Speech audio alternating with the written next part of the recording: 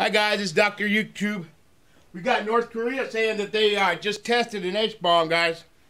Check it out. And I'm Hannah Whitworth with the top stories on this Wednesday, January 6th. Breaking news this morning, North Korea claims it has tested its own hydrogen bomb.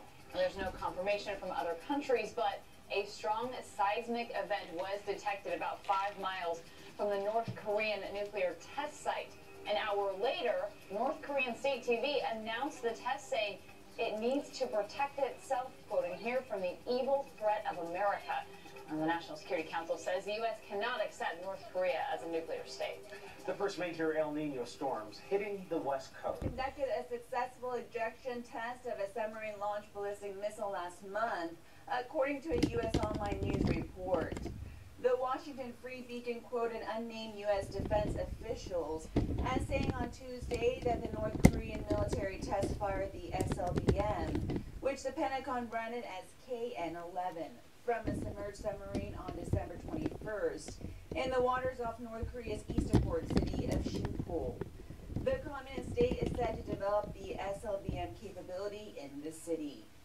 The online newspaper also reported the SLBM test followed North Korea's ejection tube launch failure on November 28th that damaged its first missile submarine. The report added that no additional details of the test are known, including whether the missile's engine ignited after the ejection or whether the missile took flight. The report also quoted one of the officials as saying that based on the latest successful ejection test, North Korea could be as little as a year away from deploying a submarine carrying a missile mounted with a nuclear warhead. Are you guys? However, many North Korea watchers remain skeptical about Pyongyang's SLBM development capability.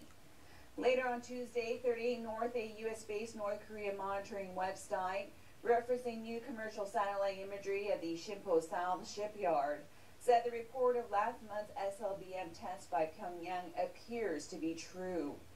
It also pointed out that despite its failed test in November, the North is continuing to actively pursue its SLBM development program.